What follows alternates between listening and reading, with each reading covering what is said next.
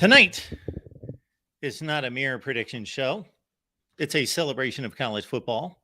It's a celebration of history. It is a celebration of tradition. It is a celebration of 100 years of Pac 12, Pac 10, Pac 8 football. This is historic. The final time the Pac conference will play football in its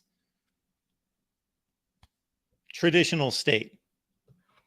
This is going to be strange come November. Those last couple weeks, especially, of course, the last weekend of the season, Oregon State, USC, UCLA, Arizona State, Stanford, Cal, the game, the big game. Utah, Colorado, they're going to the Big 12. They can renew that rivalry.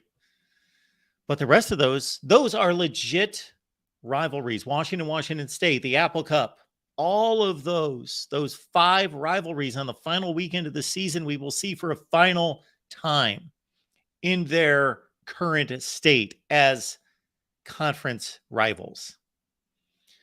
We may see those rivalries renewed temporarily under certain circumstances in 2 and 4 game series, home and home, but not in the same way that we have grown to love them. The Pac-12 has taken a lot of hits from a lot of people out there for poor play on the field, for mismanagement that has come to light for anyone that has been obvious to see over the past several months. But it's been going on for years and years and years and has been responsible for the decline of this conference and now the utter disaster that has ensued of the complete ruin of the conference. But let's celebrate the football. It should be a great season in the Pac-12. I believe this to be the best race for a conference championship of any in college football. The Big 12 is the most competitive top to bottom, but for the teams that count, that are in search of a championship, that have a legitimate shot at a conference championship, this is the best race. I'll be surprised if it's not. Things change in college football, but it was the best race last year, and it projects to be the best race this year. One of the big reasons why, even though things change from season to season, all the coaches in play that led those championship aspirations last year at Utah, at USC, at Oregon State, at UCLA, they're all back. And all those quarterbacks, excluding Dorian Thompson-Robinson at UCLA, but all the other great quarterbacks in the Pac-12, they're back. Best quarterback conference in America, most competitive, not top to bottom, but the most competitive conference championship race exists in the Pac-12. Let's get to it. Pac-12 predictions right here at the Voice of College Football. And as soon as I unveil my predictions, we will take your comments and questions, of course, and we will take your calls as well. We've left the call-in line there in the chat, so please join us with your predictions and your bashing of my predictions. And we will call up the big board and we will display my predictions. Stand by.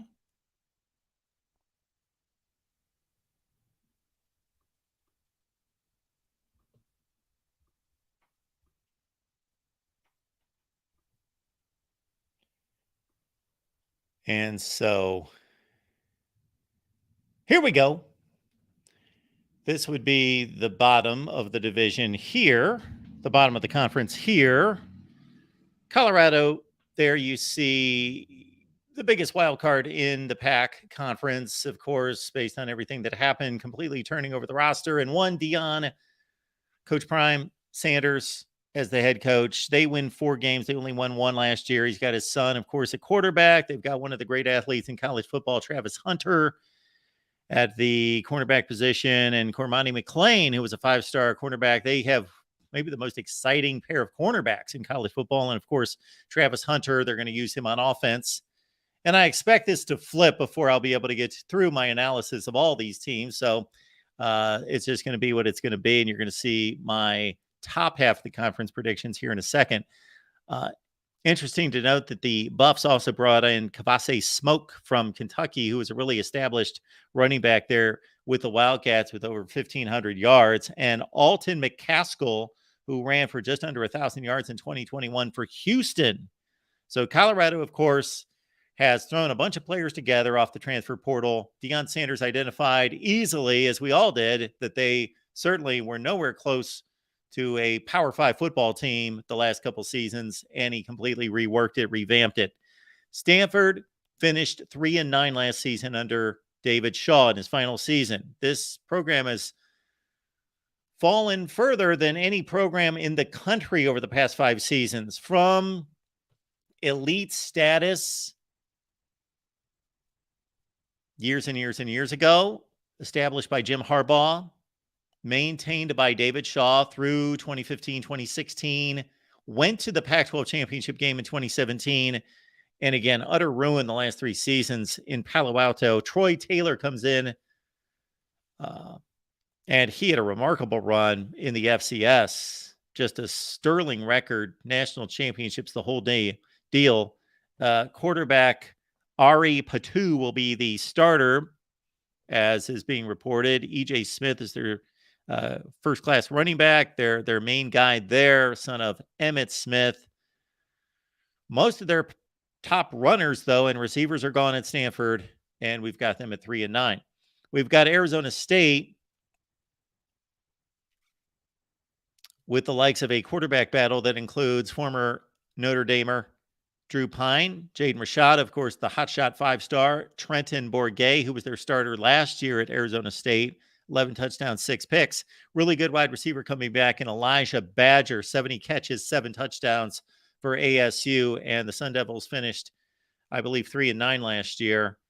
And we've got them slated for a 1-game improvement. Arizona, Jed Fish doing good things for a program that he inherited that was, yeah, it was the worst. Rutgers, Kansas, Arizona, Colorado, and now the baton has been passed to Northwestern as the worst in the Power 5. And it was Arizona when Jed Fish took over. They almost made a bowl game last year. They pulled off a really good upset at the Rose Bowl a couple weekends before the final weekend against UCLA, when UCLA was gunning for a Pac-12 championship. And at that point, only had 1 loss, could have made the playoff. And Arizona pulled off that win, went 5-7. Jaden DeLora back at quarterback, running back Michael Wiley's a really good player as well there at Arizona, scored 9 touchdowns last year. Tough schedule for the Wildcats, including a non-conference game against Mississippi State, as you see reflected there. I expect them to go to Starkville and compete, but lose. 6-6, 4-5. Wildcats get back to bowl play for the first time since 2017. Washington State, Cam Ward, Nikhil Watson, fine running back, 9 touchdowns last year. Tons of transfer portal wide receivers. They lost just about everything. Jake Dickert, of course, did a fine job going back to 2021, taking over a program that was in disarray at the time. And I don't mean disarray because it was mismanaged, but the situation in 2020 with Nick Rolovich and the vaccine and the entire issue, and half the coaching staff left in the middle of the season. Jake Dickert had just been hired as defensive coordinator, took it over. So I respect him just for that, in lifting that team to postseason play despite all the adversity. And we actually had Jake Dickert on here at the Voice of College Football this past offseason. Cal, Jack Plummer's gone. They've got a quarterback battle ensuing between Sam Jackson and Ben Finley, who was at North Carolina State. And we've got Cal going 4-8 overall. And again, to the top half of the division, and what a race this was last season. And I expect it to be similar this year. I tried to find trends in terms of who's really going to take off and who's not. I didn't find much except at UCLA. They're the obvious choice because they lose DTR. And either Dante Moore is going to start or Colin Schley. I don't know that that's been announced yet.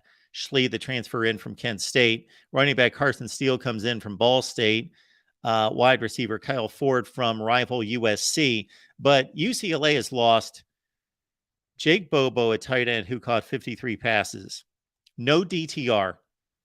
No Zach Charbonnet, one of the best backs in college football. Now we're really going to see if Chip Kelly has built a program at UCLA, not just collected some players that were star players that had a really good run. Actually, I thought at times last year UCLA was the best team in the Pac-12, and they came within a couple completed passes of winning or at least getting to the Pac-12 championship game. This offense under DTR accounted for 507 yards per game last year, 39 points per game, but it's going to be a rough transition.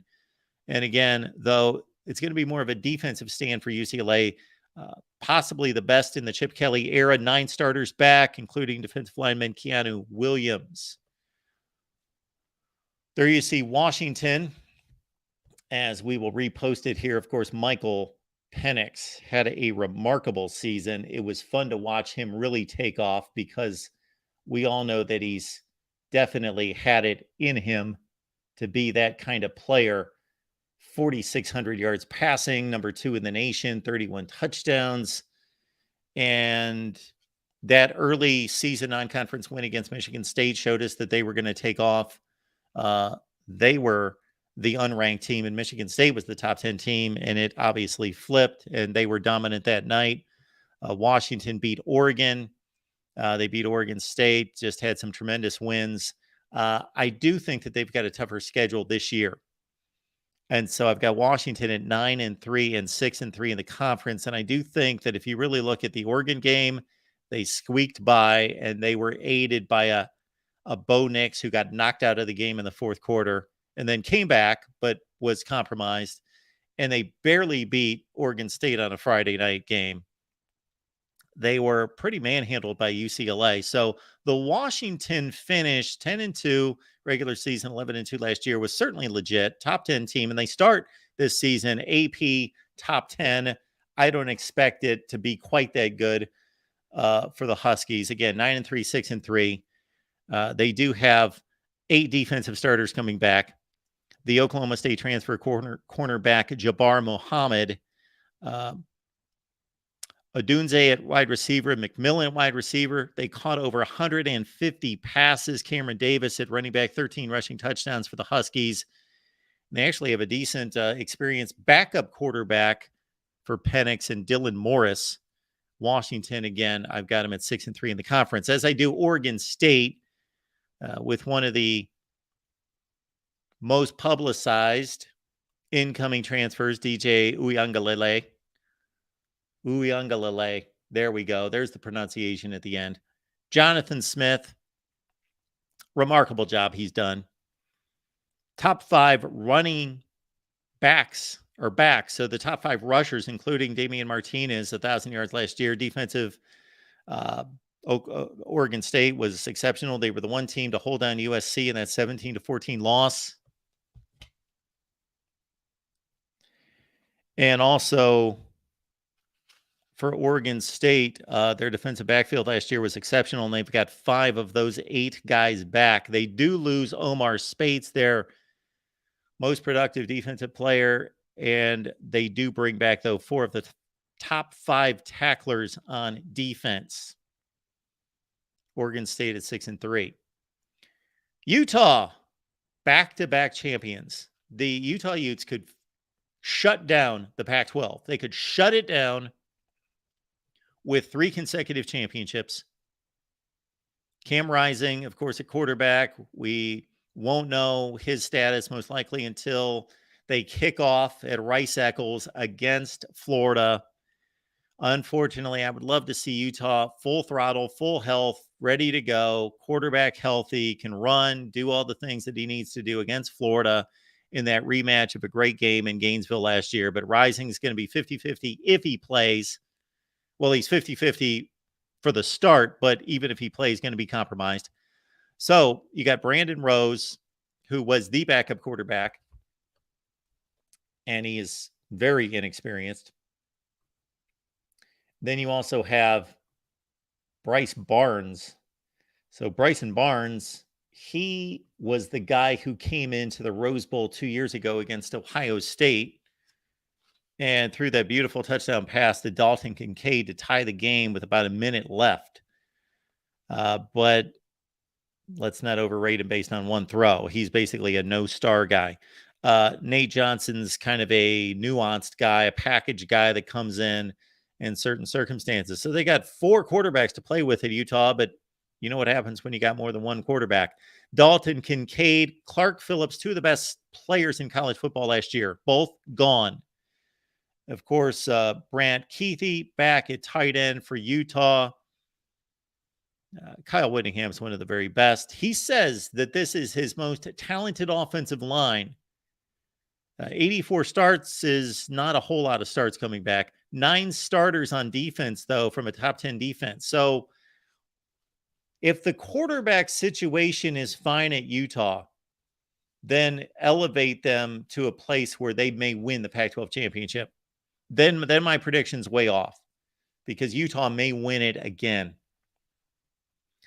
Okay, Bo Nix scored 44 touchdowns last year, and he was compromised by a bad ankle late in the season. Oregon's top 4 runners are back, including Bucky Irving, the 1,000-yard back from Minnesota. Trayshawn Holden comes in from Alabama to bolster the wide receiver core. Dante Thornton, they lose him to Tennessee. The offensive line comes back with 96 starts. That's not an exceptionally high number, but it's a decent number for a really good offensive line. There's nothing broken on offense for Oregon. Junior Angelau comes in from Texas, where he had 34 starts at guard. It's all about defense for Oregon. The pass rush was non-existent last year. The secondary was fairly shoddy despite having Christian Gonzalez as a first-round pick. Guys that need to step up here. Brandon Dorlus is probably their most talented player up front. Jordan Birch comes in as an edge rusher from South Carolina. Justin Jacobs, the transfer linebacker, comes in from Iowa. So Oregon, it's all on the defense this year, and Dan Lanning's specialty. So you would expect, much like the situation with Oklahoma and Brent Venables, that the defense would improve considerably from year 1 to year 2 under Dan Lanning. And how about the prohibitive favorite, USC? I tried to think of a way that they would not win this conference. And of course, they may not win the conference. Oregon could do it. Washington, Utah, Oregon State, none of those teams would surprise me winning the conference. The first team listed there that would surprise me winning the conference would be UCLA, and that would only be marginally surprising. So I would not be surprised, as I stated off the top, this is the most competitive championship race in the Power 5. But I could not come up with a reasonable case against USC or a case that caused me to think that any one of these teams was better than the best quarterback and the best offense, the best quarterback in college football, and most likely the best offense in the conference.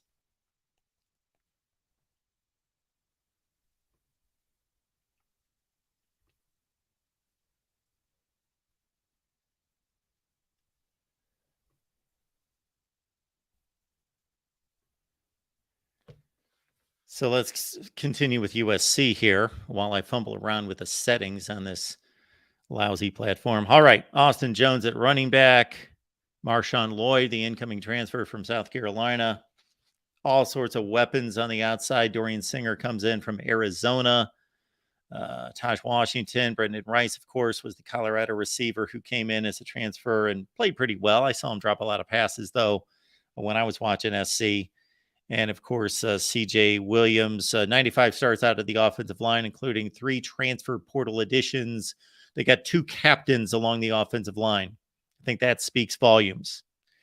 Bear Alexander on defense, stud. Has he proven to be a star yet? No, he was just a freshman at Georgia, just a baby bear, just a cubby.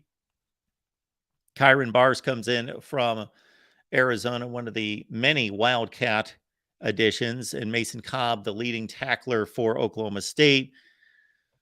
All right, Lincoln Riley, show us that you care about defense. Alex Grinch, show us that you can coach a defense. You did it at Washington State with 2 and 3 stars. Alex Grinch did a fine job, and that's where he set himself up for the next 5 years, was what he did with Mike Leach there at Washington State, because Alex Grinch coached over his head, meaning he elevated defenses from 90 and 100 in the country to top 30 status at Washington State. But since then, he's had a lackluster performance at Oklahoma and now at USC, and Alex Grinch is going to be out of a job, I would think, if they don't have decent defense at USC this year. I've got the Trojans with the best record in the conference at 8-1, 10-2 overall, take on Oregon in the Pac-12 championship game. And I guess we'll release that pick coming up when we wrap it all up. All right, so we'll take your comments and questions. We'll take your phone calls. We've left the link in the chat. That's how I see the Pac-12. Would like to shake it up more than that. We will look for other opportunities out there in college football among the Power 5 to find some opportunities for some teams to elevate. Check out the spoiler video that we did earlier today. Some interesting selections we made in regards to who could be spoiling national championship bids. All right, let's see what we got out of all of you.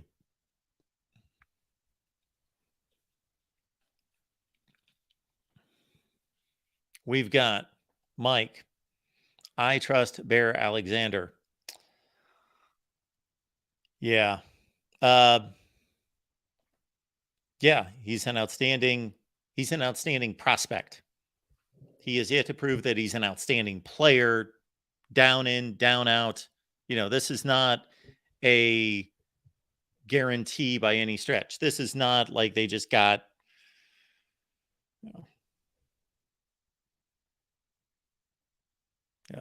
Terrence Cody or somebody like that in their prime. So Bear Alexander was a top commit coming out of Texas. I thought he was going to go to Texas A&M, actually. He went to Georgia, of course, and he showed us various times throughout the season, but especially the one that caught everyone's attention, of course, was the national championship game. So this is a great pickup. I don't want to minimize the pickup of Bear Alexander to USC. I'm just saying he's not a known commodity, like he's been a game wrecker. This is his 3rd season, anything like that. Does he project to be a force? Of course he does. He does. Appreciate you being here, Ben. Thank you so much for that. Tim is letting us know Zach Branch, Jacoby Lane. You would know those 2 names if you watched Tim Riccantoni on the USC channel on a regular basis, as Tim in particular took us through the USC programming this summer with Trojan Conquest Live. And yes.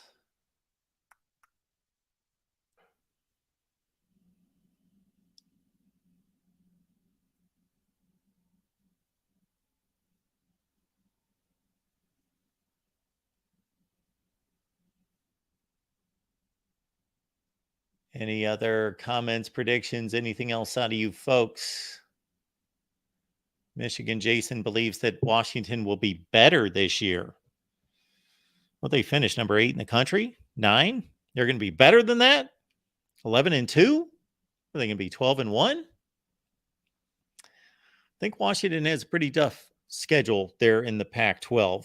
I don't have it in front of me, but I was looking at schedules, of course, as I made these predictions, and that's what we came up with as well. Travis telling us, dude, Oregon D-line about to be so stout this year. Well, that would be a change. We will wait and watch and see that. Birch, Dorless, Lethal.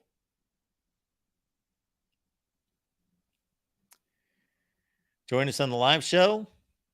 You can turn on the camera, turn off the camera, whatever you want to do. Makes no difference to us.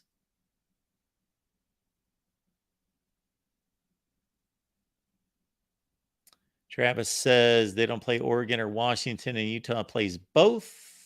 I think he's talking about SC. Oregon State will be lucky to make a bowl.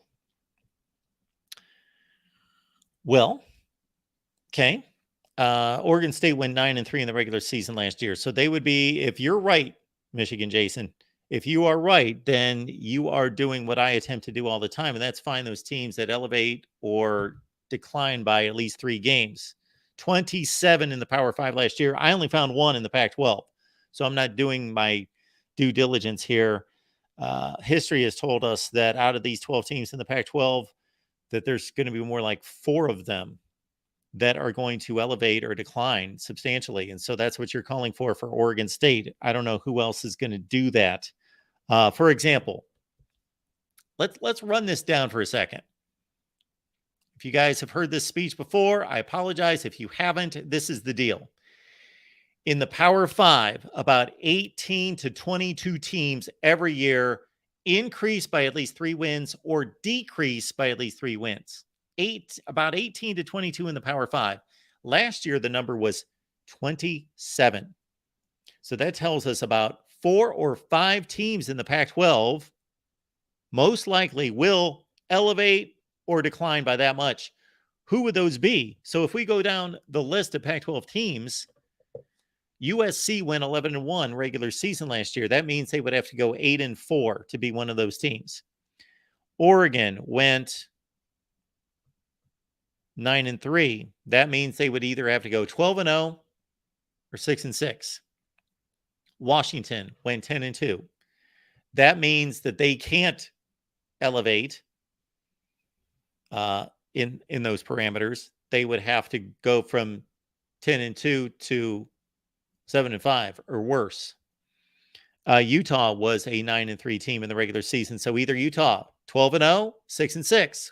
Which would it be? Folks, you let me know if any of these sound reasonable to you. Let me start over. USC 8-4. Anybody for USC 8-4? Okay. Oregon 12-0 or 6-6? Not in between, 12-0 or 6-6. Okay, anybody? Washington 7-5. Anybody? Let me know in the chat. Utah, since they went 9-3 last year, follow along. 12-0 or 6-6? Anybody for Utah? 12-0? Are they going to go 12-0? They're going to go 6-6. Okay, UCLA 9-3 last year. UCLA 12-0? UCLA 6-6? Maybe. That's the first one that sounds reasonable. Like there's a strong possibility it could happen. UCLA could drop to 6-6.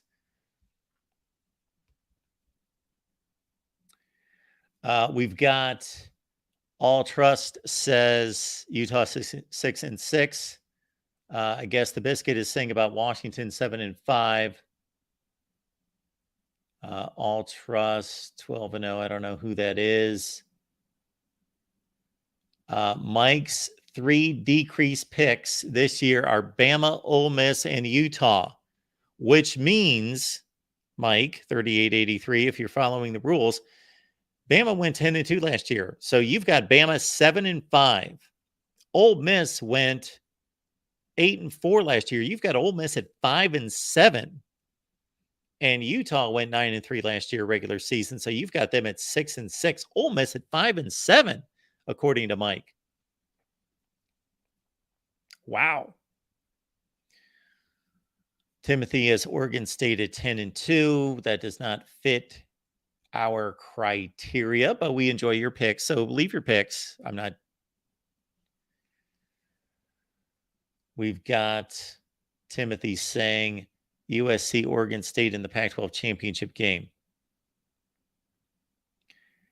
LFBP Fishing. Go Ducks.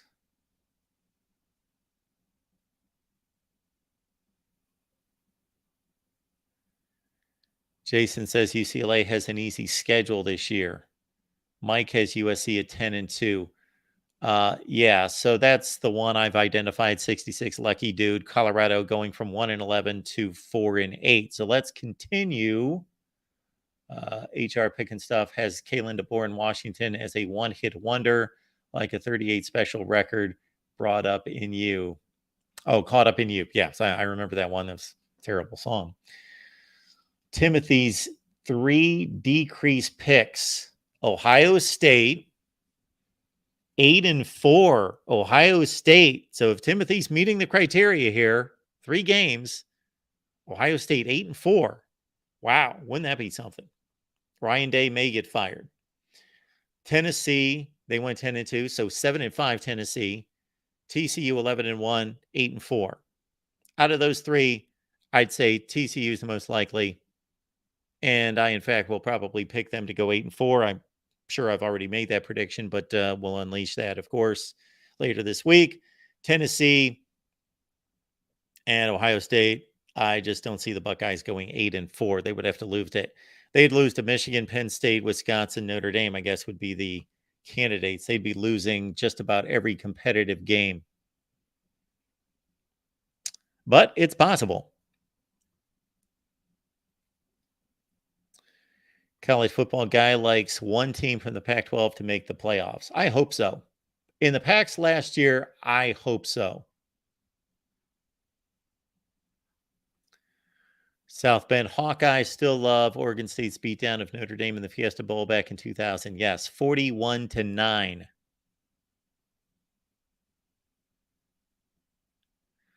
Pac-12 Pilgrim, Larry says, I think the Pac-12 will have 0 teams that increase or decrease by at least 3 wins or losses this year. Okay, Larry. So that's your prediction, but understand, as I clean this up here real quick, understand, Larry, that about a third of the teams in college football do increase or decrease by that number. So the odds say that there's going to be about 4 teams in the Pac-12.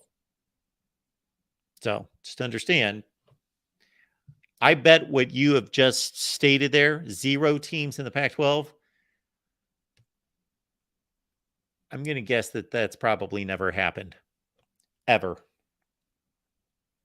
And if it has, it's extremely rare. 38 Special wants to call in because I said their music sucks. Yeah, if anyone could even find 38 Special at this point.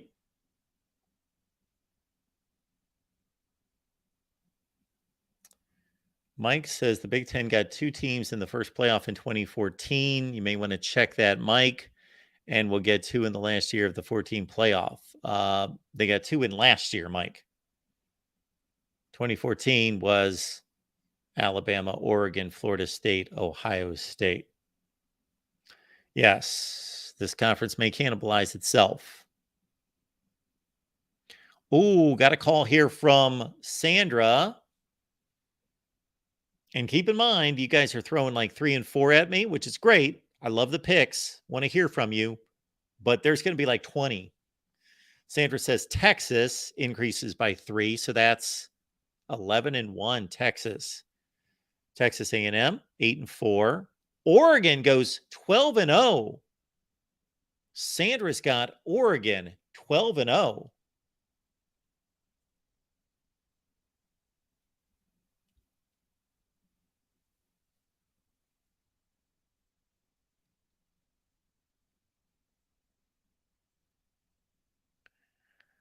All right. So let's continue on our 3-game metric here.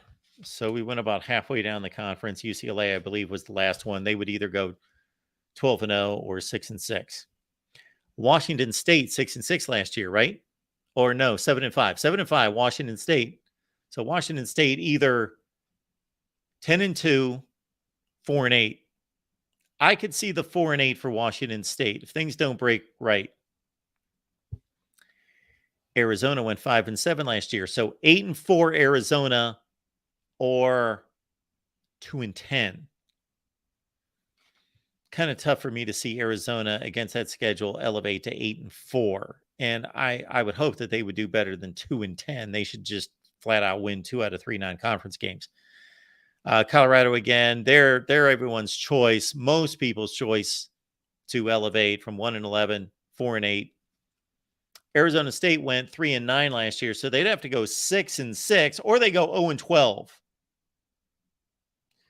And then Cal 4-8 last year, they'd have to go 7-5 this year, or 1-11. Stanford 3-9 last year, they'd have to go 6-6, or 0-12.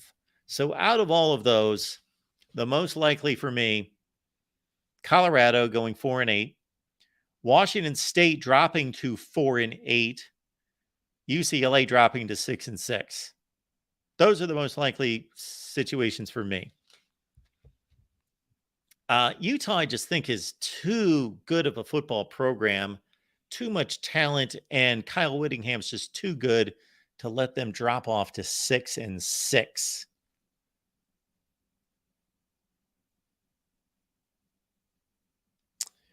Dion says 50-plus players just met each other 2 weeks ago at Colorado. They are not winning anything.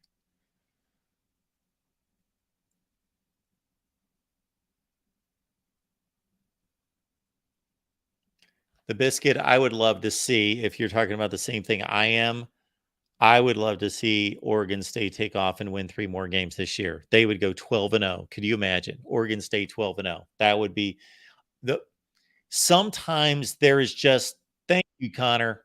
Connor should call in. We'll get the call from Larry here in 2 seconds. Let me make this point. Sometimes there is just poetic justice.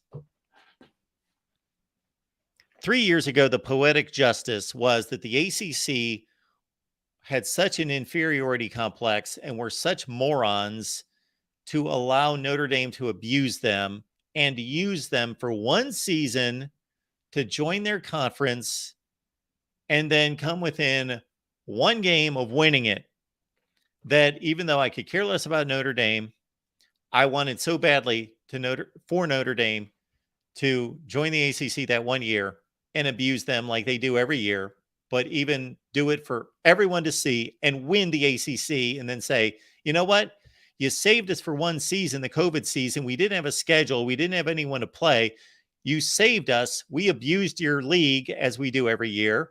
And we've got full membership based on nothing. We just ridiculous insanity. And Notre Dame almost wins the ACC. I wanted them to win the ACC just to make the ACC look even worse. In this case, Oregon State or Washington State, but Oregon State's the more likely candidate. Oh, that would be if they could just win the Pac-12. And Connor's taking it to an extreme here, but if Oregon State went 12-0 in their final season in the Pac-12, that is what I'm rooting for. That, Connor, is what I'm rooting for. Let's get to Larry. Larry, how you doing tonight? Good, Mark. How are you doing? I am doing just fine. I don't know if you heard what I just said, but I would love, if I'm rooting for anyone, it's the abuse that Washington State and Oregon State has taken. And because Oregon State obviously seems to be more capable, I'm rooting for them to win the Pac-12. Well, that would make sense. I mean, if your team's not in the Pac-12, I would probably do the same thing. If my team wasn't in the Pac-12, like I would enjoy if they were second. Sure. If that makes sense. But I don't see how anybody couldn't root for them to win the league. Now, I think that's a very tall order. They have a very favorable schedule, but when it comes to talent and depth, they're just way too far behind. They're 1-2 linemen from getting hurt. Their depth it's okay, but a lot of the number 2s at some of the other teams would be starting on Oregon State. So I love them, love Connor, love Clint, but I think it's a little too tall of an order. Unless the other teams, all their quarterbacks are just hurt, like Bo Nix and Caleb and Penix, and If Rising doesn't get back on its feet, then I could see a possible path. So they're going to have to hope for injuries for that to happen. Yeah, in my opinion. I And know. then I am stating the highly unlikely, but it would just be poetic justice. yes, it would. Yes, it would. And you know what? If we didn't win the conference, like I said, poetic justice, I guarantee you, Tim Prangley is probably like, if we don't win it, I would want Oregon State to win it. Sergeant Pickles would say, if we don't win it, we want every Pac-12 team fan is probably Oregon State is their second team this year. I truly believe that. So, and then also, While we're on that same, before you change our topic slightly, Larry, I'll go to the ridiculous length of saying I won an Oregon State Washington State Pac-12 championship game that is the best championship game of the weekend and is decided by a last second touchdown. you're really going all Shakespearean on us now. No, that would be beautiful. Yeah, that would just that would be Romeo and Juliet, where With they the both college just football playoff berth on the line.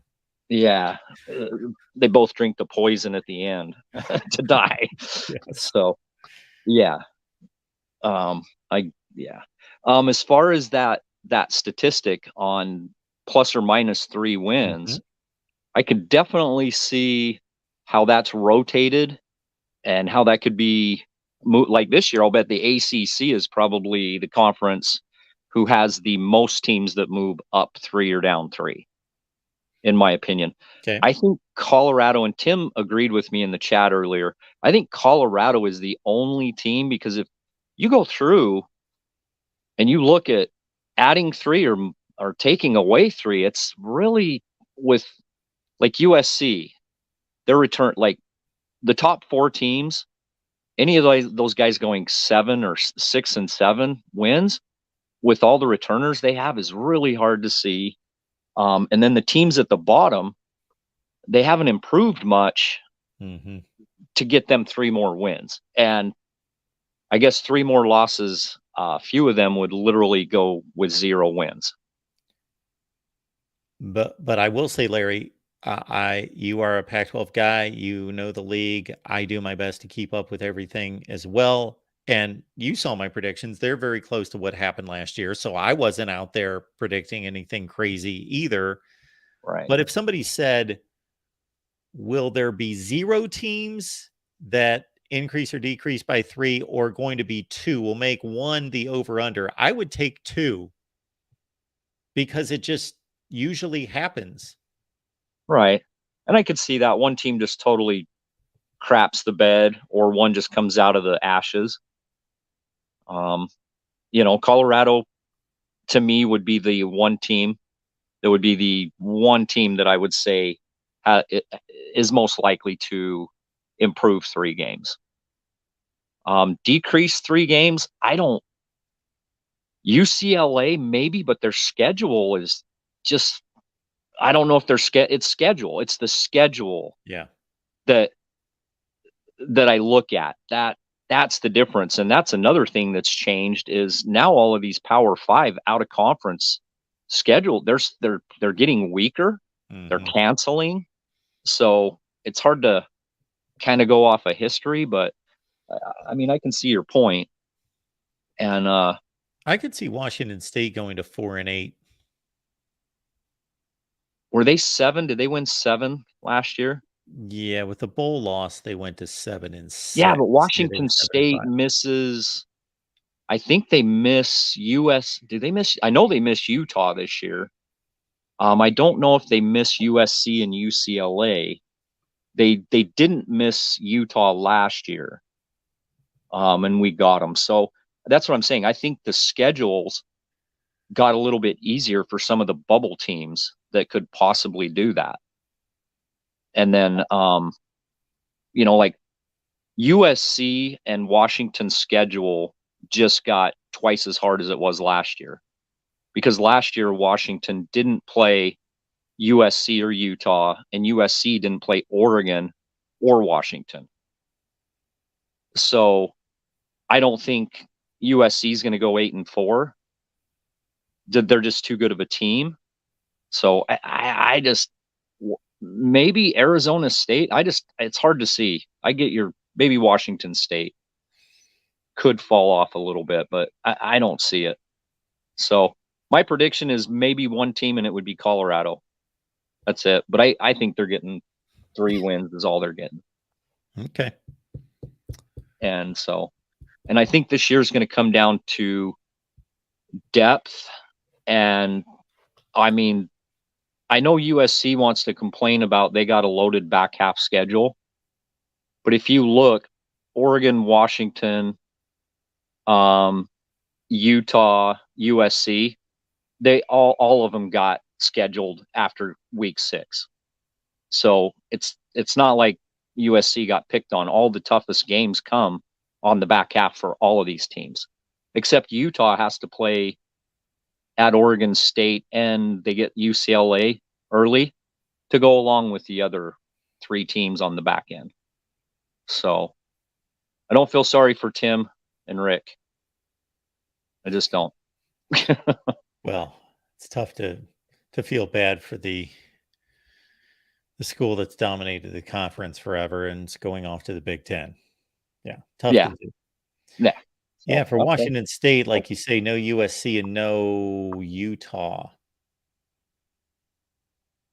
Right. Their schedule just, I mean, they're going to get the Pac Northwest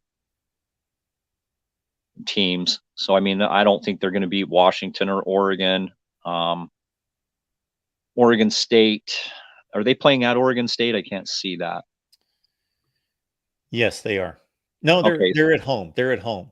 They're at home. So, I mean, I'm looking at it and I'm thinking, okay, there's 2 guaranteed losses on there, which would be Washington and Oregon. But I mean, they get Wisconsin at home. I think that's going to be a little tougher game this year for them, even though it is at their house. So, luckily we get to face Graham Mertz, and they don't have to, and they don't get to. They get to actually face a real quarterback. Sorry, I'm trolling the SEC folks. You are, and Yeah.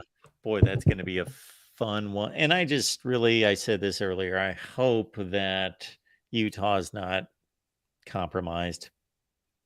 Right. Yeah. I mean, we can only do what we can do. I mean, if Cam can't start till later, that's fine. I'm hoping Nate Johnson can start. And from what we're hearing, which is really strange, Kyle came out and he said the battle for the backup quarterback position is neck and neck with Barnes and Johnson right now. And so I don't know if that was a slip, because they're battling for the backup position. Mm-hmm. So I don't know. I don't want to read into it too much. Yeah, it's just going to be fun to see him on the field in just over a week. Well, Tim's been asking me about Nate Johnson all year last year, wanting to, because he's out of Clovis, California, and was just amazing athlete, track star. And so it'll be fun to see him. I hope he gets a start, because he's an electric athlete. So. Oh, you want to see him start? I kind of do. I think we could beat Florida with him. I would like to save Cam as long as we can, because if Cam goes down, I mean, Nate's great, but I mean, we're not beating Oregon, Washington, or USC without Cam Rising being 90% at minimum.